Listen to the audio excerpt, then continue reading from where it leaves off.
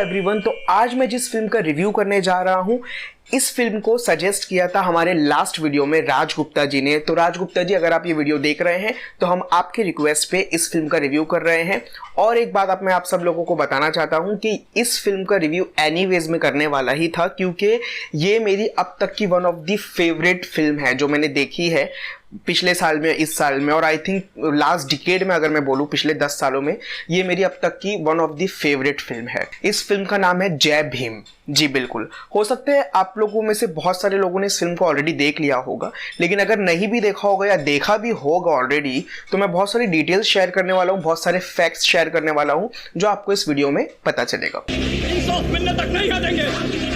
Law is a very powerful weapon, लेकिन आप इस हथियार से किसे बचाते हैं, इससे जरूरी और कुछ नहीं होता। और इस वीडियो की एक खास बात यह है कि मैं इस वीडियो में जय भीम मूवी का रिव्यू तो करूंगा, साथ ही साथ जय भीम को कंपेयर करूंगा डायरेक्टली सूर्यवंशी से। जी हाँ, क्योंकि ये दोनों मूवी ऑलमोस्ट एक ही वक्त पे रिलीज हुई थी। जहां जय भीम एक OTT प्लेटफॉर्म पे यानी कि Amazon पे रिलीज हुई थी, वहीं सूर्यवंशी दिवाली पे थिएटर्स में रिलीज हुई थी। चलो अभी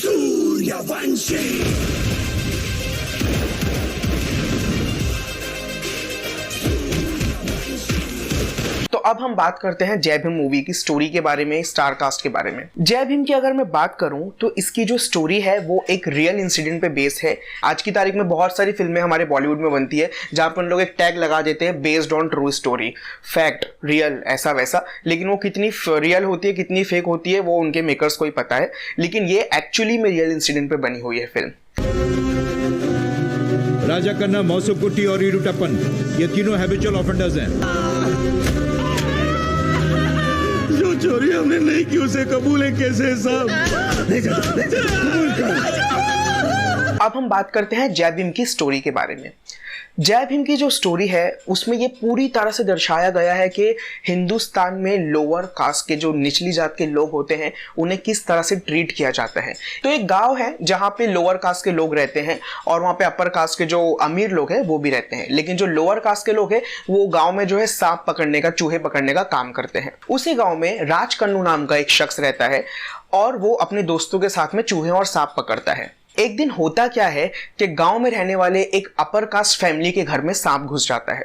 तो राजकन्नू को और उसके दोस्तों को जो है उस सांप को निकालने के लिए बुलाया जाता है। अब जब वो सांप निकाल के चले जाते हैं, उसके फौरन बाद उस घर में जहां पे सांप घुसा था वहां पे बहुत ज्यादा ज्वेलरी, गहने रखे हुए हैं और वो गहने चोरी हो गए हैं। तो उन्हें बिना किसी सबूत के और बिना किसी गवाह के जो पुलिस आती है और शक के बिना पर राजकन्नू को और उनके दोस्तों को उठाकर ले जाती है। राजकन्नू को और उसके दोस्तों को पुलिस स्टेशन ले जाने के बाद पुलिस उनके साथ बहुत ज़्यादा ब्रूटली तरीके से व्यवहार करती है, उन्हें बहुत बदतरीन तरीके से मारती है, उनसे सच उगलवाने की कोशिश करती है, लेकिन वो लोग जो है अपनी बात पे अटल रहते हैं कि उन्होंने चोरी नहीं की है। अब जब पुलिस उन्हें पुलिस स्टेशन ले जाती है, वहाँ उन्हें बहुत ही बदतरीन तरीके से उन्हें मारा जाता है। उनकी जो राजकन्नू की जो प्रेग्नेंट वाइफ है वो उनसे बहुत रिक्वेस्ट करती है कि इन्होंने कुछ नहीं किया, इन्हें छोड़ दीजिए।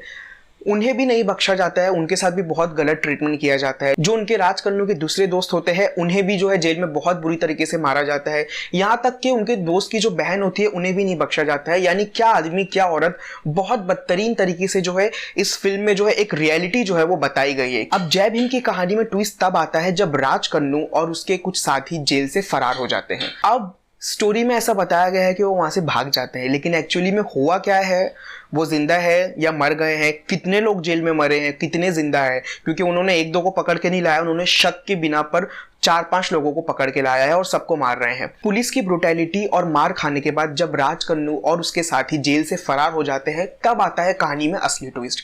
अब वो फरार हो गए हैं या कहीं भाग गए हैं या जिंदा है या मर गए हैं, ये आपको कहानी देखने के बाद मालूम पड़ेगा। इन सब के बीच जो राजकन्नू की प्रेग्नेंट वाइफ है वो जो है अपने पति को इंसाफ दिलाने की उसमें लगी हुई है और उसमें वो मदद लेती है एक एक्टिविस्ट की। वो लोग बहुत कोशिश करते हैं कि किसी भी तरह से जो है उनके हस्बैंड को, यानी जो राजकन्नू है और उनके साथी है, उन्हें किसी भी तरह से निर्दोष साबित करके जो है बाइज्जत बरी कर दिया जाए। लेकिन अब गरीब है, उनकी मदद कौन करेगा? आज की तारीख में तो लॉयर्स अपने पैसे छाप रहे हैं। कोई भी अगर एक केस करना है तो वो गरीब की तो औकात ही नहीं है कि वो केस लड़े। गरीब की अगर बेल भी हो जाए तो वो बहुत बड़ी बात है, केस में जीतना तो बहुत दूर की बात है। लेकिन इन सब के बीच यानी police brutality, injustice, caste discrimination, politics, ये सारी चीजों के बीच में आकर खड़ा हो जाता है एक ईमानदार और डैशिंग लॉयर चंद्रू। जी हाँ, जिसका रोल प्ले किया है सुपरस्टार सूर्या ने, और उन्होंने ही इस फिल्म को प्रोड्यूस भी किया है और फाइनेंशियली हेल्प भी किया है। उनके बारे में मैं क्या कहूँ, ये फिल्म जब मैंने देखी, इससे पहले भी मैंने उनकी फिल्में देखी हैं लाइक गजनी एंड ऑल, बहुत ज़्यादा फिल्में नहीं देखी है, लेकिन जब मैंने उनकी ये फिल्म देखी थी जय भीम, मैं उनका दिल से फैन हो गया। सबसे पहले तो इस फिल्म को सपोर्ट करने के लिए, इतनी जो है यानी कि इतनी सच्ची कहानी को सपोर्ट करने के लिए मैं उनका फैन हूँ, उनको दिल से सलाम। दूसरी बात, ऐसी फिल्म को आज की तारीख में बनाना, जो हमारे कंट्री में माहौल चल रहा है आज की तारीख में, होता क्या है, जो गवर्नमेंट ऑफिसेज होती है सिर्फ वहां पे अंबेडकर जी का फोटो लग जाता है, लेकिन उनके कॉन्स्टिट्यूशन को, उनकी बताई हुई बातों को कोई फॉलो नहीं करता है। तो इस फिल्म का नाम ही उन्होंने जय भीम रख दिया है, which is the perfect title. और इस फिल्म में अगर मैं एक्टिंग की बात करूं तो बॉस, इस फिल्म में सूर्या का जो परफॉर्मेंस है एज अ लॉयर, उन्हें देख के ऐसा लग ही नहीं रहा कि वो एक्टिंग कर रहे हैं। इनफैक्ट इस पूरी फिल्म को जब आप देखोगे, आपको कहीं भी ये फील ही नहीं होगा कि आप एक फिल्म देख रहे हो। आप अपने आप को कंप्लीटली इन्वेस्ट कर देते हो उस चीज के अंदर। यानी आपको ऐसा लगेगा कि एक इंसिडेंट हो रहा है एक विलेज में, एक जो है नाइंसाफी हो रही है, और वहां पे सीसीटीवी कैमरा लगा हुआ है और आप जो है सीसीटीवी फुटेज दिख रहे हो। Can you believe it? मतलब इतना रियलिस्टिक तरीके से बताया गया, यानी छोटी छोटी डिटेल जो है वो बताया गया। यानी कि जब जेल में वो लोग जाते हैं, राज करने और उसके साथी लोग, तो उन्हें खाने में जो चावल दिया जाता है, वो जो मोटे चावल होते हैं जो कि बहुत एकदम सस्ते मिलते हैं, वो उन्हें दिया जाता है। यानी इतनी छोटी छोटी डिटेलिंग पे जो है उन्होंने गौर किया है। और साथ ही साथ जो एक्टिंग की अगर मैं बात जैसे मैं करूं, तो इसमें जो सपोर्टिंग कास्ट है उन्हें आगे किया गया है। हैट्स ऑफ टू सूर्या के, उन्होंने जो है सपोर्टिंग एक्टर्स, जो छोटे छोटे एक्टर्स है, उन्होंने इतनी रियलिस्टिक एक्टिंग की है, उन लोगों को आगे किया और खुद बैकफुट ले लिया, which is a great thing. Bollywood में ऐसा बिल्कुल नहीं होता है। जो मेन हीरो होता है वो हर फ्रेम में दिखाई देता है, स्टार्ट टू एंड, चाहे मूवी में स्टोरी हो चाहे नहीं हो। और जैसे जैसे कहानी आगे बढ़ती है, ये कोर्ट रूम ड्रामा भी बन जाता है, क्योंकि सस्पेंस बिल्डअप हो जाता है कि राज कन्नू और उसके साथी गए किधर हैं। माय लॉर्ड्स, पुलिस ने हर कदम पर कोर्ट से झूठ कहा है। वो जेवर उसने बेचे, उसके हमारे पास एविडेंस है। तीनों फरार हो गए, उसका एविडेंस भी है। चोरों को ट्राइबल बताकर पॉलिटिक्स मत कीजिए। ये केस नहीं, एक स्कैंडल है। ये लोकल पुलिस के हाथों में होना ही नहीं चाहिए। इस केस को सीबीआई को सौंप दीजिए। एक लॉ है जिसका नाम है हेबियस कॉर्पस, जिसके तहत अगर किसी भी बेकसूर को पुलिस या कोई भी ऑफिशियल बॉडी बिना किसी सबूत या गवाह के अरेस्ट कर लेती है, तो कोर्ट उन्हें खुद जल्द से जल्द ऑर्डर देता है पुलिस को कि उस शख्स को जिसे अरेस्ट किया गया है उसे कोर्ट के सामने जल्द से जल्द पेश करें। इसी हेबियस कॉर्पस लॉ को लेकर चंद्रू जो है यानी सूर्या इस केस को आगे बढ़ाते हैं और जो है इन्वेस्टिगेशन की डिमांड करते हैं कि बिना किसी सबूत के इन लोगों को किस तरह अरेस्ट किया गया और अब वो लोग किधर गायब हो गए हैं। इस चीज का वो जवाब मांगते हैं पुलिस से, और कोर्ट में जिस तरह से वो आर्ग्यूमेंट करते हैं, इसे बिल्कुल भी फिल्मी तरीके से नहीं बताया गया है। यानी कि जब वो चल के आते हैं तो उनके स्लो मोशन शॉट्स 2 मिनट तक का लिए, ऐसा कुछ भी नहीं है। इसमें एकदम रियलिस्टिक तरीके से उनकी जो एक्टिंग है, जो प्रोटेस्ट वो करते हैं इंसाफ दिलाने के लिए, वो सारी चीजें उन्होंने एज इट इज जो है फिल्म मेकर्स ने, डायरेक्टर ने एज इट इज दिखा दी है। So hats off to them. और मैं एक चीज का प्रॉमिस करता हूं आप सब लोगों से, जब आप ये फिल्म देख लोगे ना, फिल्म खत्म होने के बाद भी आपका जो दिमाग है वो सुन्न हो जाएगा। This film will freeze your brain seriously, क्योंकि ये इतना इम्पैक्ट करेगी आपके दिमाग पे कि आप सोचने पे मजबूर हो जाएगी। ये ऐसी फिल्म नहीं है कि आपने एक फिल्म देखी और आपको ऐसा लगा सब कुछ अच्छा हो रहा है, सब कुछ गुडी गुडी है, कोई खराबी नहीं है, जो खराब है वो सब बाहर वाले हैं। हमारी कंट्री में तो सब अच्छा है, कुछ भी मतलब जो भी होता है वो बाहर वाले ही करते हैं, हमारी कंट्री में सब कुछ अच्छा है। जी नहीं, ये जो हमारी रियल इश्यूज है, जैसा कि हम कहते हैं ना कि अगर हमारे घर में प्रॉब्लम है तो हमें पहले हमारे घर को देखना चाहिए, हमारे घर को साफ करना चाहिए, ना ही कि पड़ोसी पे इल्जाम लगाना चाहिए। तो ये फिल्म जो है जो हमारे जो सोशल इश्यूज है, जो पॉलिटिकल इश्यूज है, जो जुडिशियल इश्यूज है, उससे जो है फ्रंट लाइन पे लाके खड़ी कर देती है। वैसे भी गुनहगारों का साथ अक्सर कई लोग दिया करते हैं सर, बेगुनाहों का कौन देगा? उन्हें हम ही से उम्मीद है। पल भर में चारों झोपड़ियों को जला दूंगा। हाँ? और जब आप ये फिल्म देखोगे तो आपको कहीं ना कहीं एहसास भी होगा कि अच्छे और बुरे लोग हर जगह होते हैं।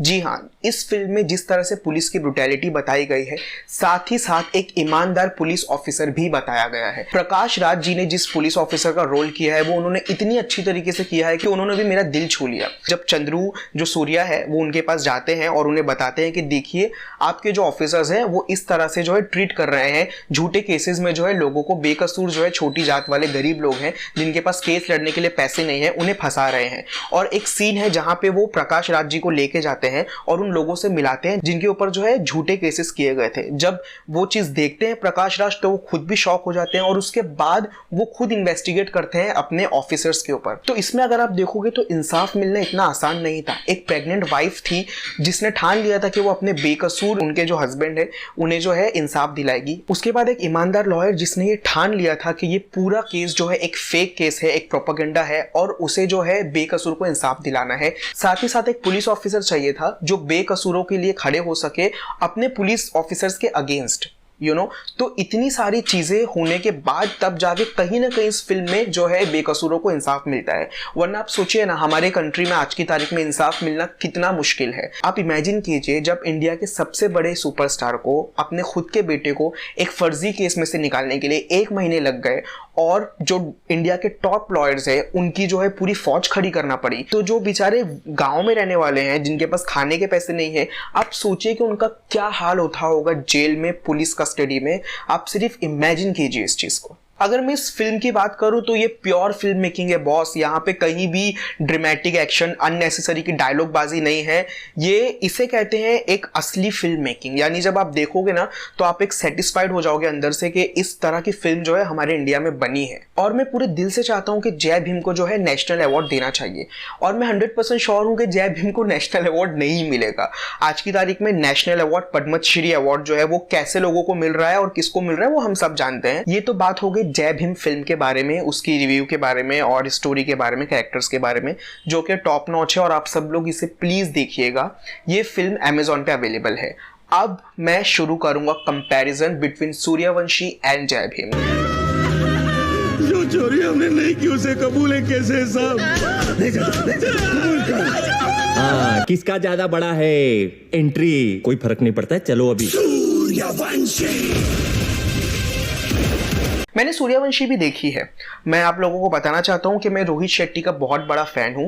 मैंने उनकी जो है कोई भी फिल्म मिस नहीं की और मैं उनकी सारी फिल्में जो है थिएटर्स में देखने जाता हूं। अब सब लोग सोच रहे होंगे कि मैं सूर्यवंशी और जय भीम को कंपेयर क्यों कर रहा हूं at the very first place. तो मैं आप लोगों को बताना चाहता हूं कि दोनों ही फिल्मों में जो है हमारे पुलिस सिस्टम के बारे में बताया गया है, जस्टिस के बारे में बताया गया है, जो हमारा जुडिशियल सिस्टम है उसके बारे में बताया गया है। लेकिन जहां जय भीम जो है वो एक पूरी सच्ची घटना पे आधारित है और जो है वो रियलिटी को पेश करती है, वहीं सूर्यवंशी जो है कहीं ना कहीं आपको देखने के बाद एहसास होगा कि वो रियलिटी से तो बहुत परे है। यानी वहाँ उसमें रियलिटी का कोई दूर दूर तक जो है कोई लेना देना नहीं है। जबकि उसमें जो इश्यूज है वो रियलिटी, जो रियल इश्यूज हुए हैं हमारे इंडिया में, वो सारे रेफरेंस लेके बताए गए हैं। और सूर्यवंशी में जो है उन्होंने अवेंजर्स का ही कहीं ना कहीं आइडिया लिया है। जैसे कि आप जब एंड का सीन देखोगे जहाँ पे अक्षय कुमार, रणवीर सिंह और अजय देवगन खड़े होकर फायरिंग करने लगते हैं पुलिस हेडक्वार्टर के अंदर, वो आपको देख के ऐसे लगता है कि अवेंजर्स से जो है उन्होंने जो अवेंजर्स में जैसे कि सुपर हीरोज करते हैं वो आपको देख के कहीं ना कहीं उसकी याद आ जाएगी। और इसी वजह से जो कॉप यूनिवर्स क्रिएट कर रहे हैं वो कहीं ना कहीं अवेंजर्स और मार्वल्स का ही आइडिया उन्होंने लिया है। लेकिन अवेंजर्स जो है वो एक फिक्शनल स्टोरी है। रियलिटी में police officers, I don't understand किस तरह से वो हेडक्वार्टर में खड़े होकर धड़ धड़ धड़ धड़ धड़ धड़ धड़ मतलब सब खत्म। क्या ऐसी परमिशन है? आई डोंट नो, मुझे पता नहीं है। तो वो एक तरीका है एक फिक्शनल वे में बताने का रोहित शेट्टी का, and I appreciate it. Rohit Shetty is one of my favourite director. मुझे उनकी चेन्नई एक्सप्रेस, गोलमाल की सारी सीरीज बहुत अच्छी लगी थी। लेकिन ये जो फिल्म है वो कहीं ना कहीं सूर्यवंशी जो है, जब आप ये फिल्म देखोगे सूर्यवंशी, तो आपको कहीं ना कहीं लगेगा कि ये फिल्म सबको सर्टिफिकेट दे रही है। दूसरी बात, अगर हम बात करें सूर्यवंशी की, तो सूर्यवंशी में जो मेन हीड है अक्षय कुमार और जो इस फिल्म के विलन हैं यानी कि जैकी श्रॉफ जिसका जो रोल कर रहे हैं, उन्हें भी देख के आपको कहीं ना कहीं थैनोस की याद आ जाएगी। जिस तरह से थैनोस जो एक अलग प्लेनेट पे बैठ के इंस्ट्रक्शन देता रहता था, उसी तरह जैकी श्रॉफ जी जो है वो एक डॉन का रोल कर रहे हैं। और आप सबको पता है वो कौन से डॉन का रोल कर रहे हैं, वो पाकिस्तान में बैठ के सबको इंस्ट्रक्शन दे रहे हैं। सबसे अहम बात जो ये है कि अक्षय कुमार जी ने ही कुछ साल पहले उनकी एक मूवी आई थी once upon a time in Mumbai दोबारा, जिसमें जो सूर्यवंशी में विलन बने हैं उन्हीं का कैरेक्टर अक्षय कुमार जी ने किया था कुछ साल पहले। तो ये फिल्मोग्राफी मुझे थोड़ी समझ में नहीं आई। हीरो भी वही है और जो विलन है वो थोड़ा साल पहले उन्होंने किया था। मुझे पता है कि जो रोहित शेट्टी जो है वो एक मास सिनेमा क्रिएट करते हैं and I am a very big fan of mass cinema, लेकिन अगर फिल्म अच्छी बनी हो तो, स्क्रीन प्ले अच्छा हो तो, लेकिन इस फिल्म का स्क्रीन प्ले कहीं ना कहीं बोरिंग था। अगर मैं कंपैरिजन करूंगा तो Jai Bhim is any time top notch higher than as compare to Sooryavanshi, और जय भीम जो है वो एक बहुत बड़ा तमाचा है हम सबके मुंह पे, और ये फिल्म जो है जो सच्चाई दर्शाती है उसे हम सबको इनकरेज करना चाहिए। इस फिल्म को ज़्यादा से ज़्यादा देखना चाहिए और ये हमारी रिस्पॉन्सिबिलिटी है as an audience, as a citizen कि हम इस फिल्म को देखें ताकि ये फिल्में थिएटर में भी लग सकें। फिल्म्स का काम होता है सोसाइटी को चेंज करना। फिल्म एंटरटेनमेंट देती है, एंटरटेनमेंट के लिए भी होती है, लेकिन कुछ सिनेमा जो होता है उसकी रिस्पॉन्सिबिलिटी होती है कि वो रियलिटी को दिखाए जिससे हमारी सोसाइटी में चेंज आए, और वही काम जय भीम करती है।